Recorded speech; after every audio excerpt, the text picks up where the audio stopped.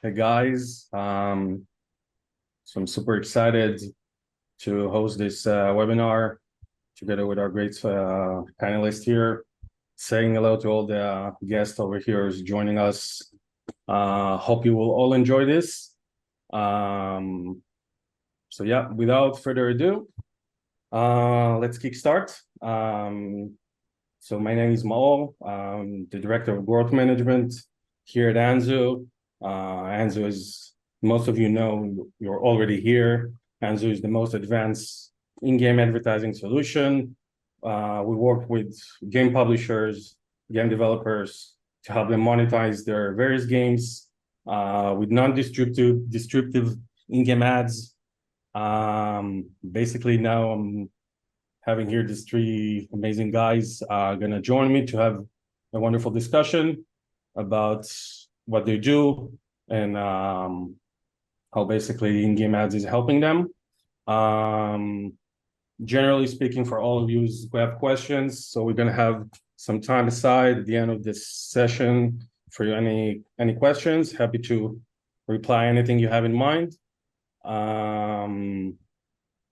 Yeah, so I think without further ado, I feel like this is the time for us to kick off. I will randomly select, let's start with Danny. If you don't mind, introduce yourself, what you do, and yep. Thank you for that. My name is Danny Jukin. I am the president and lead developer for Axis Games. We've been in business for about 20 years, and our flagship title is Axis Football. It's an American football simulation. We've been with Anzu now for about 3 years. Awesome. Peter? Hi, my name is Petr Šimunek. I'm the main developer of Edge Evolution. I'm developing the game alone, and I did it during my studies, and I'm still doing my PhD. And uh, my main focus is Engine Evolution, and you can find it on Steam. Awesome. So professor, game developer, the whole Not package. yet, not yet. And I'm working with Anzu for a little bit over 1 year. Awesome. Gilles? Hi, I'm Jill. I'm the director of All Games. We focus on multiplayer and community-driven games, and we've been working on Slapshot Rebound for the last 4 years. We've released it into early access at the end of 2020, and this has allowed us to grow the team to about 10 people now. And I'm excited to be here and talk about how Anzu has helped us facilitate that growth. Awesome. So within the video, audience saw here 3 examples of 3 implementations. So Danny over here runs the football game. Gilles has this exciting hockey game, and Peter over here have multiple racing games, motorcycles, and others. All right. Let's kickstart with some interesting topics we had here under our agenda. So as all of you know, over time, for gamers, the way for gamers to interact with a piece of content as a game, they would have to pay for it. Each publisher chooses how to price it, but in the end, a player had to pay for it. But over the years, and we've seen this also with big publishers as well, everyone is adopting towards free-to-play. These days, basically, free-to-play games making around 80% of the revenue in the gaming industry, which is a lot. Forecasted to become as high as 95% by 2025. Basically, it means that you can basically make games, work hard on them, and developers now basically must think very carefully about how they're gonna monetize them, primarily because they're not charging anything from their player audience. Exciting times, and I want us to kickstart here with this interesting discussion. Why did you choose in-game ads as a monetization method? And how does it work alongside other monetization methods you have in place within your game. Gilles, let's start with you. Sure. Yeah, a Slapshot, as you can see, is a hockey game, and when you envision like a hockey rink, you see the advertising right in real life. So it's a very natural fit for us. It's immersive, and yeah, it works very well with the existing monetization that we have because we are a free-to-play game. So now we can actually monetize people that are like fully free to play, right? And we don't have to like succumb to any dark patterns in monetization. We try to avoid all of that. So that in-game advertising really helps us like bridge the gap between that for sure. What was your, Gilles, what do you think was your main, how you were monetizing the games, your players, prior to the Anzo sphere? Right. So we have just in-game cosmetics. So we are a skill-based game. So we can't really introduce things like power-ups or things that alter the gameplay anyway, which it can be a harder sell for some people. So for the people that like cosmetics, we have those. We have like an in-game currency people can purchase. And that's not for everyone, right? So and that's perfectly okay because we're free to play game, live service game. And we have a Patreon that we do as well. That's about it. That was a main monetization until then. Got it. Peter? I am quite similar to Gilles because I also have like the racetrack and the surroundings of the tracks, and I already had some placements of firms of my friends from from the real life, but it was basically useless. And so I started working with Anzu, just replace the ads on the billboards with the real one. Players players really liked it from the beginning because it added more realistic feel because around the real racetracks there are ads as well. And regarding what was the second problem I had was like I'm really terrible at designing like mechanics to get money from players because the game I'm developing is like trying to have AAA graphics and stuff like that. So it takes so much time that I have very little time to design the like pay to win mechanics in brackets. So like what I can do is like define like nice racing games with which is enjoyable, and then I have like very little time to think about other stuff, and also I have like very little knowledge about like the advanced monetizations mechanics like season passes and stuff like that. I have absolutely no time for that. So like the in-game ads were very simple for me to put inside, and there was very little thinking about like other stuff, and players liked it from the first get-go, I would say. So I would assume that solution like ours will help you advance gradually towards having more advanced tactics, how to engage with your player audience. Good. Danny? Well, I was in a little bit of a unique situation because our monetization strategy was different depending on the platform.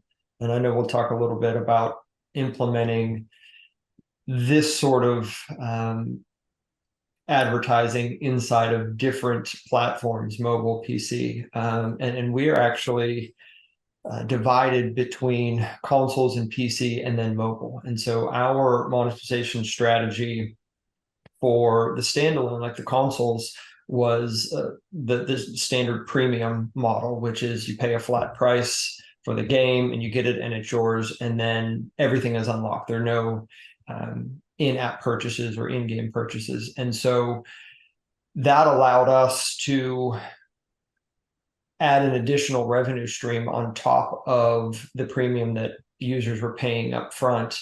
On the mobile side, we were able to, which is a free to play, mobile is free to play. We were able to really ramp that up a little bit. And as Jill said, I'm in a very similar situation to his game with the hockey. Users are used to seeing ads around an arena, around a rink, around a football stadium. And so it was a natural fit and something that We simply were allowed to place ads in a way that were really natural inside of the stadium. And so it's worked really well for us. It's interesting to hear that you started off with obviously with a purchase intent, making players to download and pay. Gilles, have you considered on your end at the early days of Slapshot to adopt a purchase from the player? It was always free to play. Never. No, I realize like the games, the sort of games that I make, they live and die by their player base, right? And it's always good to have people, you know, be able to try the game out, and a free to play model fits that perfectly. So they can figure out for themselves if they like the game, and then we'll figure out how to monetize them later, right? And we've done that now. We've got a good funnel there going. So free to play is the very best option for us, and I'm happy we did that and never really considered buy to play. Awesome. All right. So we started, actually you guys when you introduced yourself, you shared a bit about your history with Anzu. So Dan, you're recently celebrated the 3 years with Anzu. Gilles, almost 2 years. Peter, almost a year and a half. So quite a while. You got to experience the Anzu activity, get to interact with our team, product, and of course understand over time how things are working with, you know, brand advertising. Basically my kind of some question basically I have here. When you're thinking back, when you first integrated Anzu solution, how easy was the process from your perspective? And actually, over time, have you seen placements change, evolved? How did you feel towards, you know, optimization, stuff like that? Anyone wanna jump in? Keep started, get your Sure, opinion. I can jump in here. Yeah, it's pretty much just drag and drop, right? You have a very brilliant SDK with for Unity in our case. There's prefabs we can just drag into the game. We put the placements where they belong, and that's that. And like times where there were like major upgrades to the SDK, there was always like someone on standby. So that was just piece of cake. And then there was one big turning point that we had where we really sat down with the people from Anzu and evaluated like our placements, right? Because at the end we just kind of willy-nilly put them in the game like, where we thought they would fit, right? And then during that evaluation, it turns out like, okay, there's some placements we could change a little bit, even just a little bit of the angle, whatever. Or like different ways that we could display the creatives without like impacting gameplay at all, and it like helped with the revenue a lot. Like, I think we saw a really big uplift just from changing those placements, just by working with the people that really know how these impressions work. I can comment here also, you know, also working with other indie developers, bigger publishers. In the end, whenever a new ad format is kicking in, there's always a learning curve. You got to know how the product works, especially if you're first introducing any type of advertising within your game, especially for indie developers like yourself. So there's definitely a learning curve. And for the cases of three of you, obviously you all had your experience. Maybe Peter, share a bit about how you experienced so far. Yeah, in my case, it was like very, very smooth, very nice process, very interactive. Just keep in mind that it might take like maybe 2 or 3 weeks from the initial call, because like you need to get the SDK, experiment with it, like communicate with the team, then get through the review process. So it's not like overnight, but it's very fast. And in my case, it was also very smooth. And I experimented with the placements a lot, because, for example, in my racing game, the player is moving really fast through the game. So, and like getting through the ads very quickly, which are around the track, and also the ads needs to be like very viewable, like perpendicular to the movement of the player. So what I found out is that like you the best spot for the ads is like on the outside of the corners when you like brake and like you have to slow down for the corner, so you get nice big ad there and stuff like that, like experimentation and stuff like that. But I think we had very good results from the beginning, like looking back, not as good as now, obviously, but like I had my few first dollars in like I think 3 or 4 weeks from the initial call. It was quite fast. Yeah. Awesome. Danny? It was like the other two have mentioned. My implementation of Anzu was incredibly smooth. The way that the instructions and the SDK are set up, as Jill's mentioned, it was basically drag and drop. What I love about it is how flexible it is, and you can literally place ads wherever you want. And this allowed a lot of creativity. In Access Football, we have dozens and dozens of different stadiums, and each stadium is designed in a very unique way. And so we were able to place ads in whatever locations we want. And that was super helpful. And we've seen not only a revenue increase, but feedback from users commenting on how much life it brings to the stadiums was really cool, because you never know, what ad you're going to see in terms of it not always being the same thing. It really adds a lot of immersion to it. And so the process was really smooth. And doing it both for consoles and PC and mobile, the transition between the two was seamless. There was no real difference. And we have evolved the placement of the ads over time as we've learned, what, like how the algorithm works and what constitutes as an impression and that sort of thing. And so we've adjusted it a little bit, also with user feedback. We've adjusted it because you have different camera angles in the game, and we want to make sure we're representing the stadium really well and showing as many ads and creating that environment for the user as best we can.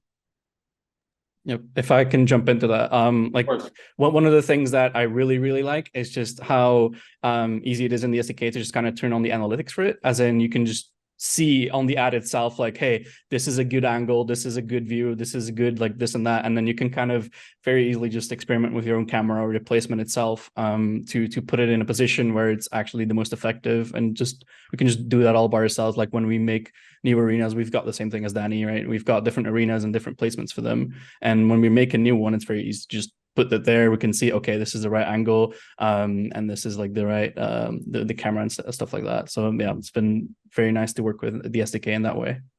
Yeah, I feel like exactly. Sorry, exactly. Like most of the time I spent just messing with these statistics and like watching them. Yeah. So basically correlated to the three of you, the sweet spot is where what I'm seeing is when a developer first being introduced to the solution, then once a developer gets to understand how it works and utilize the solution, ideas starts to pop in. How to implement, the placement. Obviously, Anzu has the team to kind of back up, give some ideas as well. But once you understand how everything is working, ideas is basically starting to float in. Happy that the three of you experience similar,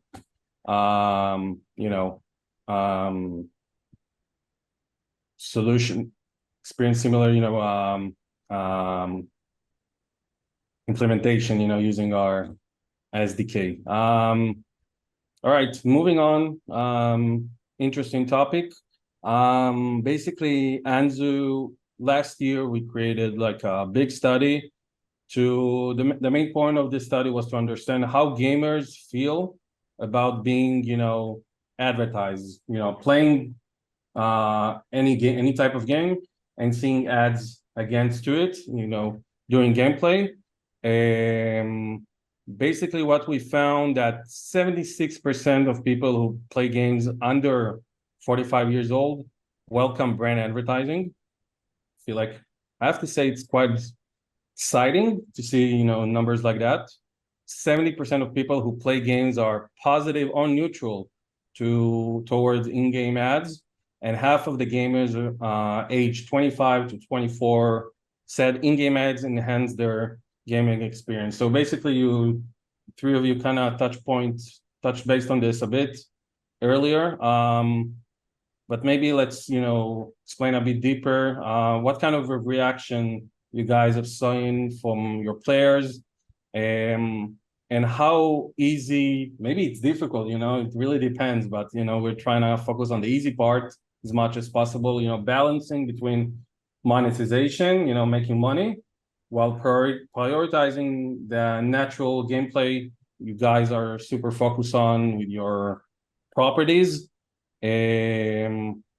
Especially in an environment unlike the mobile sphere where rewarded video and interstitials, etc., PC gamers are not used to it. So happy to get your comments on that. Sure, I can start. I think, and you kind of hit the nail on the head, the idea is to make a great game first. And once you have a great game, you want to keep it in terms of we could all fill every inch of the screen with ads, but it wouldn't take long before the gamers no longer play. And so the goal is to find that balance. And I think the only tricky part is finding that balance for whatever game it is that you're working on. And so our approach has always been to make things as real life as possible. And so when we are looking at our stadiums and how we place ads in places where users are expecting to see ads. And so those are around the stadium, that sort of thing. We chose not to do interstitials on our PC and console versions, so we don't show any ads that take up the whole screen for the people that have chose to pay for the game up front. On mobile, we do. And then there's a paid version to turn that off as well if you want. So our approach has always been to make things consistent for the users and show an appropriate amount of ads because users understand that games need to make money. If games don't make money, then they go away. And so they understand that relationship for it. And in our experience, they've always been more than willing to have ads in games as long as it's not intrusive. And so that's been our experience. It's worked really well for us. And we certainly have plans to continue doing this in the future. Yeah, I can completely confirm what Danny's saying for our experience as well. It's not that people don't like being advertised to. They do a little bit, but it's all about that balance, right? When you strike that balance, people don't mind it as much as long as it doesn't impact your gameplay, as long as it's in a way that is respecting people. They don't mind. They're completely okay with it. I'll admit it was a major concern for myself before I implemented in-game ads because I don't like being advertised to. I've got ad blockers everywhere. I will delete mobile games if they advertise too much to me. Like I really don't like ads. So coming from that perspective into like the PC thing, and you can see like there were some controversies with like EA Games putting some ads, whatever, but they did it in an incorrect way. They didn't respect their players. And just learning from that and just seeing how people react to the in-game ads, it almost surprised me.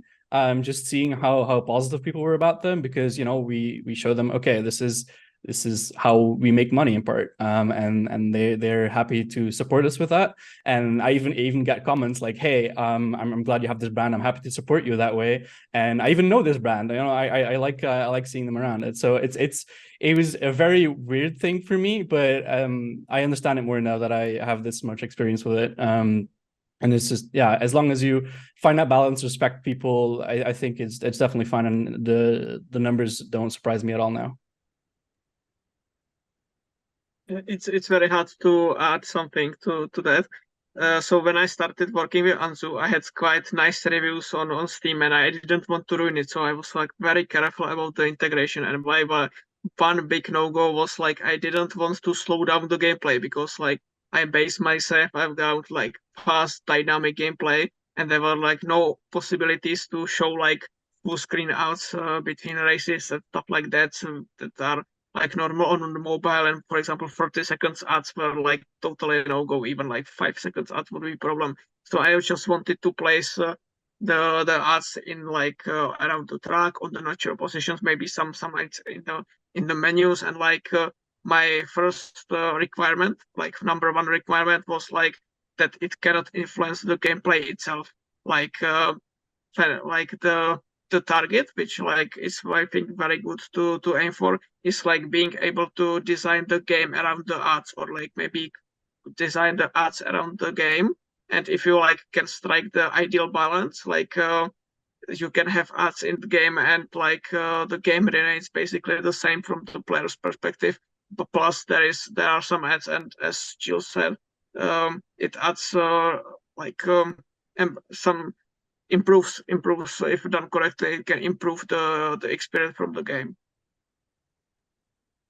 I can just add to all of that what I just wrote here on chat. I'm not sure if everyone can see that, but one of our best mottos, best slogans, let gamers play. I personally share that whenever possible on my LinkedIn page. But yeah, it all comes down to respecting gameplay and understand what works and what doesn't. As we talked before, there's always a learning curve. There's always going to be some hesitation at the beginning, especially once you first introduce this. But once you kick in, as you mentioned, players are looking for more from support perspective, but just because it adds, realism and the sense of this is like an interesting game, interesting brands are running. Let's continue to, engage with it. Let's move on to another interesting topic here. I think this is the most interesting one. So we know that working closely with the three of you and other publishers, we know that our ads have had significant impact on the way you work and generally as an indie developer, but also allow you to grow and evolve thanks to, let's say, regular and consistent type of income that you were not used to have before integrating, advertising within your game. So kind of the jackpot here. Maybe can you share a bit about how in-game ads have contributed to your ARPU, or basically average revenue per user? And any other insights you guys might have to share to help. We have here in the audience various people, including other developers as well. Kind of understand the impact the type of in-game ads can have on their studios. Anyone want to jump in? Feel free. Sure. Yeah, for us, just simple. The advertising has created an uplift of like 30 to 40% for most months for us, very consistently. So it has really made the difference between doing well and doing great for the studio. So yeah, I can't really say much more about that. It's just like that easy. Just creates more revenue, and it helps us grow. Did it change anything with like how you strategize things, Jill? Generally speaking, towards, I don't know, maybe you can touch point a bit about your social activity as well, with Slapshot, like how it changed your perception about thinking of Slapshot as a business. Right. Yeah. I mean, I'm a bit of an idealistic person when it comes to monetization. So we don't want to I've touched on this before. I don't want to add any like gray area or dark patterns to our monetization, and this has really helped us, take a stand there, and not implement any of this and still do really well as a studio. So I'm really proud of that for ourselves, and I hope that it helps other people as well in that sense, and it can really help transform the industry. We're seeing people are sick and tired of predatory monetization. We see with even Baldur's Gate now, people are looking for a breath of fresh air. And like these kind of things really help. And in-game monetization is just a win-win-win for everyone, right? The devs, they get extra revenue. The players, they don't have to put up with predatory monetization, and the brands get their eyeballs on the brand. So I think that's as simple as I can put it. Yeah, I totally agree. On our end, it is definitely a win-win-win all the way across. I've said this for a few years now. The cost of developing games is going up and up and up as the bar gets raised, and the price that games are being sold has relatively stayed consistent. And I think that's why we've seen such a push for free to play, because games can't continue to survive and studios can't continue to survive when the development costs rise, but the price they're earning for the game stays consistent. And so this adds a great solution to that. And it allows for that revenue to continue to rise without being a huge burden on the user base. And that's been our experience as well. We have tried to stay away from any sort of predatory monetization, and even really intrusive ways of generating revenue through games. And so this has been the perfect solution to us. Our users love it. And at the same time, it offers advertisers a way to reach a very specific group of people that are playing these games. Yep, exactly. And even if people are the idealist that we may be with in terms of like monetization, it helps with our branding or reputation. Like people nowadays, like if a publisher puts out a good game or developer puts out a good game, they're they're more likely to get the next game or play the next game. So just like branding for ourselves as a studio, it helps us. So it's just a win all around. Yeah, and let me add one thing to that. We are in, again, with our PC and console release of Access Football, we're in a very small portion of the market, and we release a new title every year. And this goes to what Jules was talking about with regard to that brand loyalty and trusting a development studio. We see the same people purchasing our game year after year after year, which is it's a little bit of a dated model in terms of a yearly release, but that goes to show that what we are doing inside of the game, specifically when it comes to advertising and potentially annoying people, isn't happening. And so we're seeing that. And with regards to the original question that was asked, how it's affected our revenue, we've seen about a 20% increase across the board, which from where most of our revenue is coming from a premium model, that is a really big number for us. So in my experience, Anzu provides something between 90 and 95% of income revenue.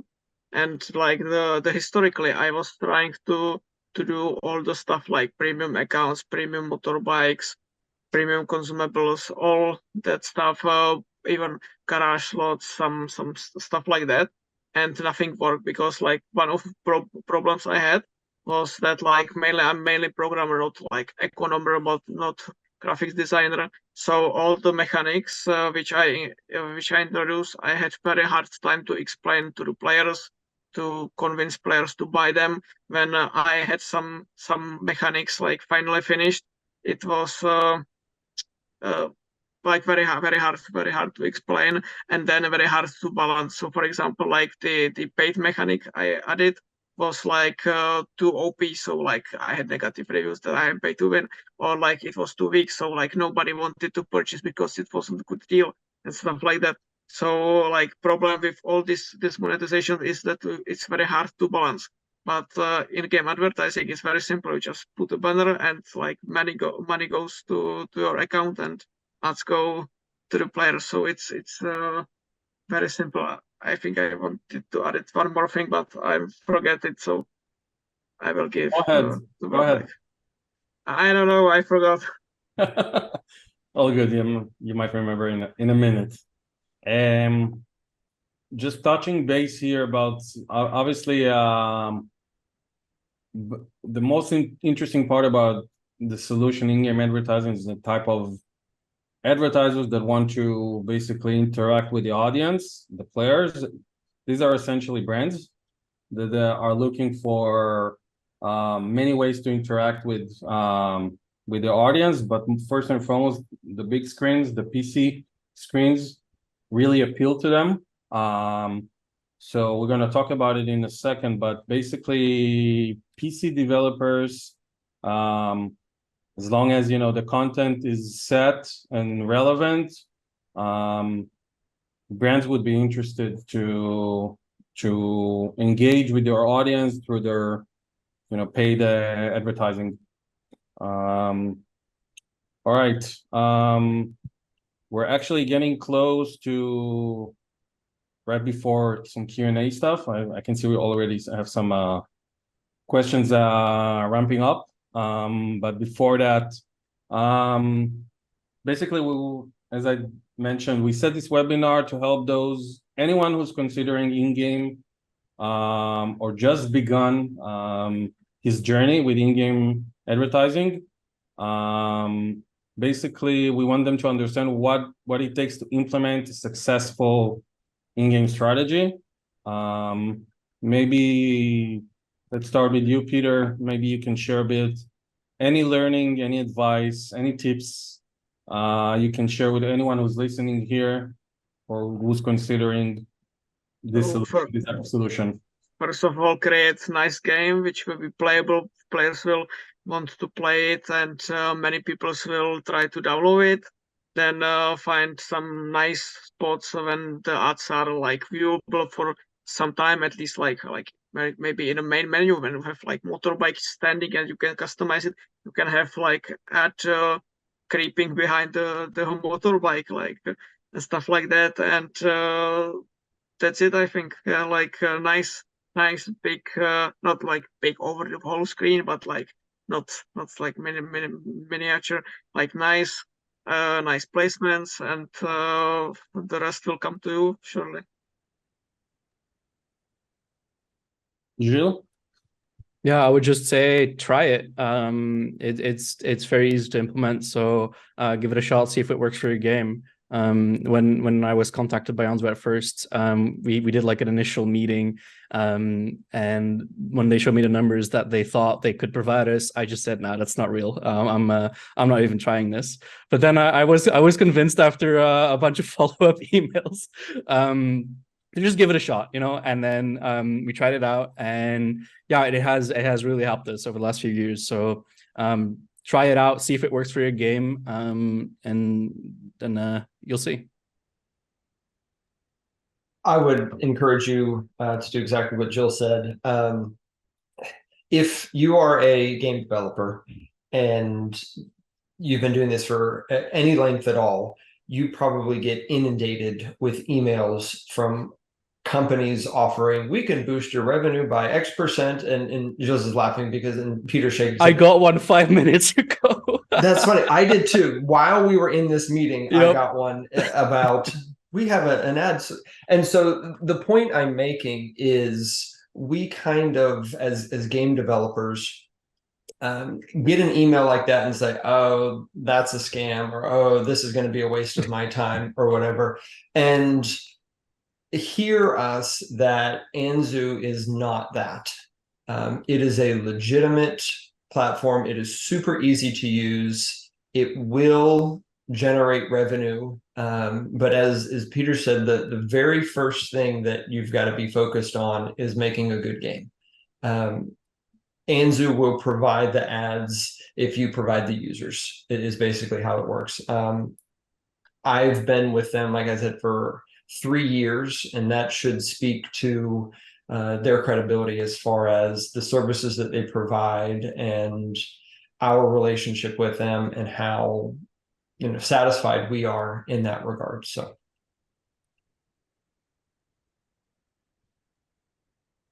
getting the feedback is the most important thing, and obviously I'm flattered to get those feedbacks as well. Danny?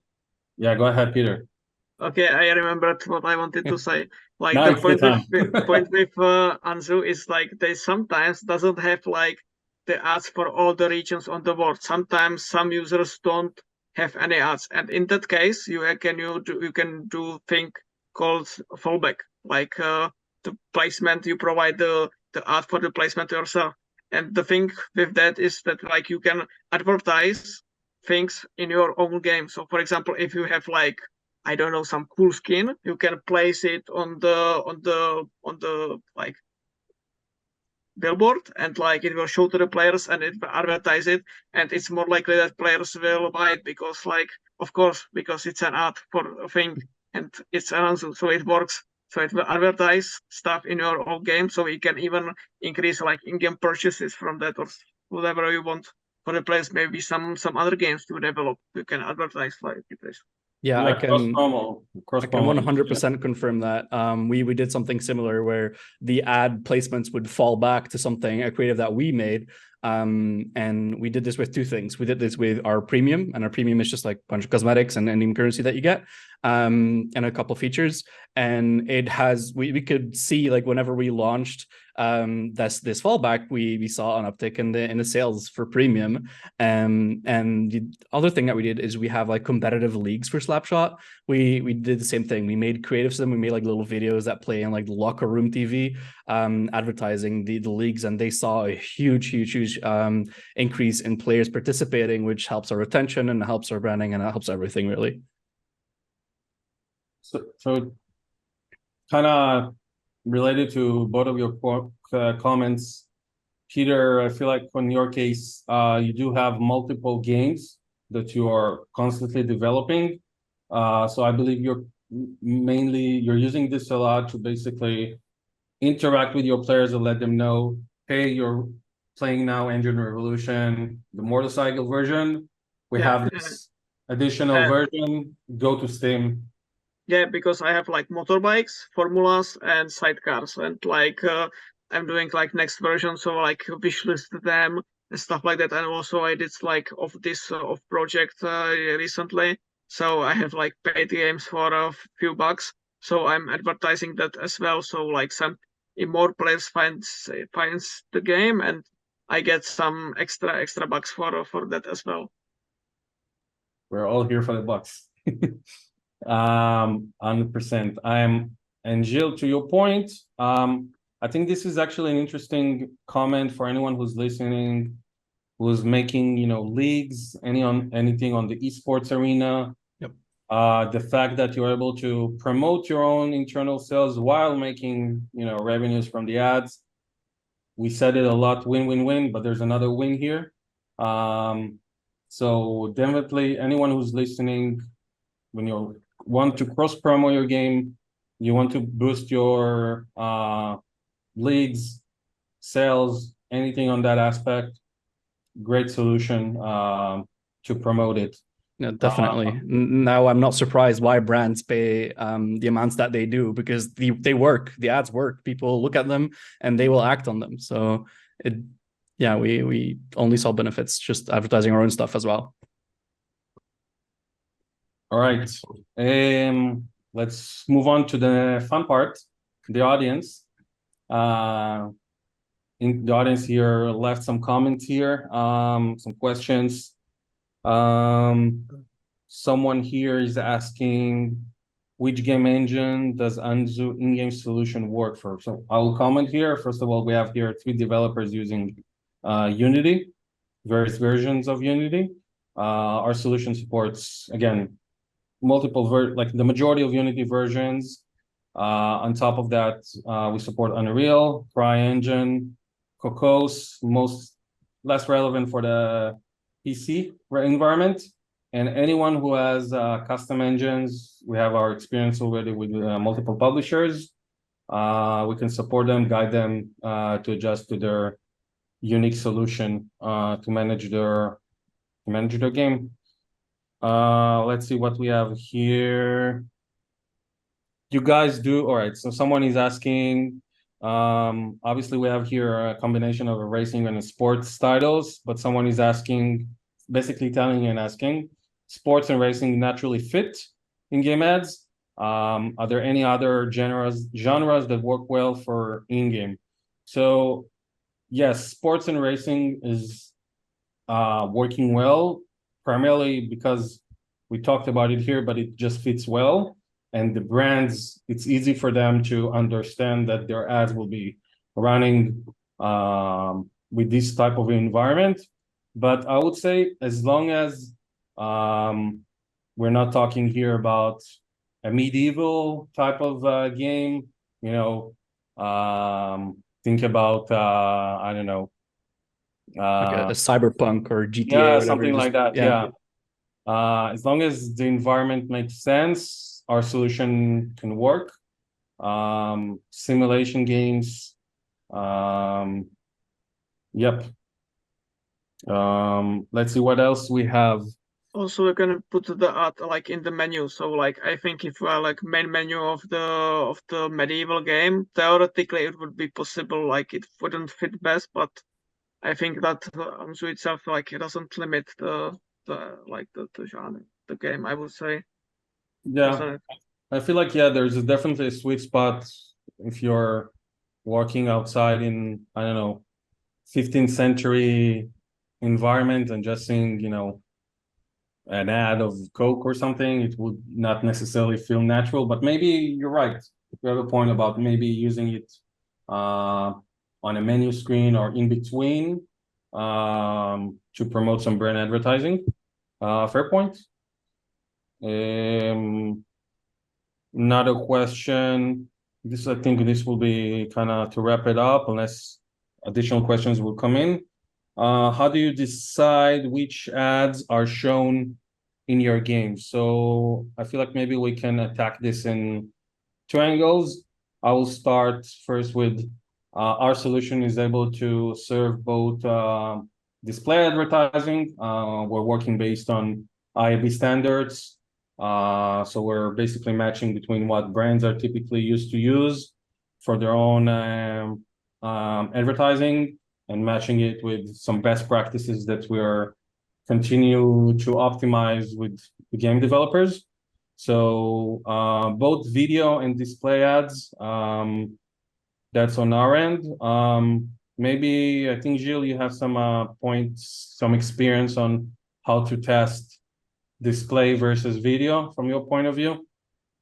Sure, yeah, we had so we like during the gameplay itself, we just want to have display ads to not distract the people. But when we're in the main menu, we have like a locker room with a video, and there we can very clearly see like a contrast between video and just normal display ads. I highly recommend for anyone who's watching, see Slapshot TikTok page. Interesting content. You get to see also our ads over there, which is also neat.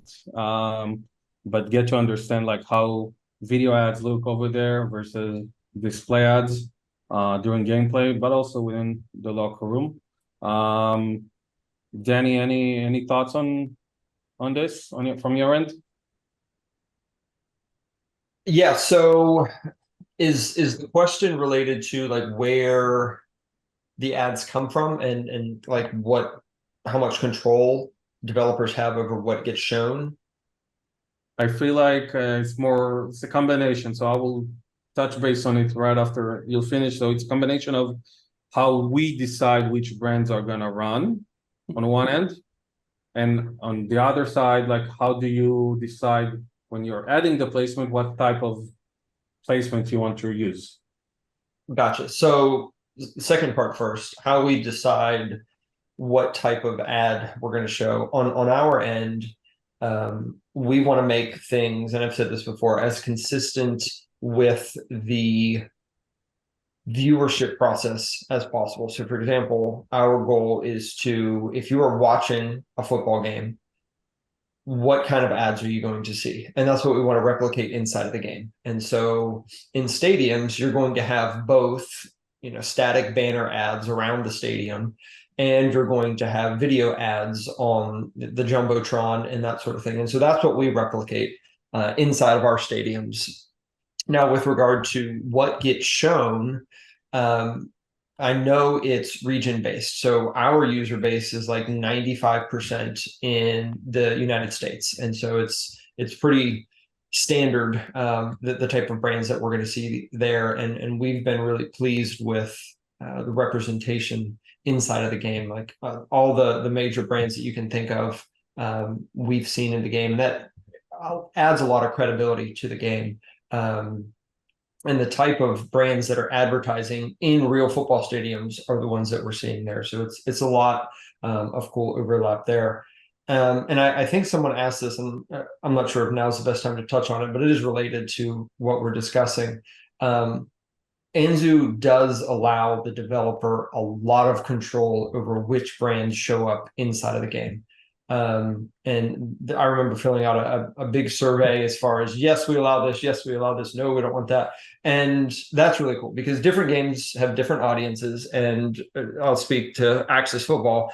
We are a 100% family-friendly game. And so if you've got a 5-year-old that wants to try to play American football, you go for it. And nothing that they are going to see inside of that game is going to be questionable for the ads. And whenever a new opportunity or new brand wants to advertise on Anzu, I'll get an email. In fact, I got a couple this past week. One was for a vaping company, and we're like, nope, we don't want that. One was for like Citibank or Target or something like that. And we're like, yep, that's totally fine. And so we've got lots of control from the development side, what content shows up in the game. And that was really important to us. Yep, I can confirm everything there.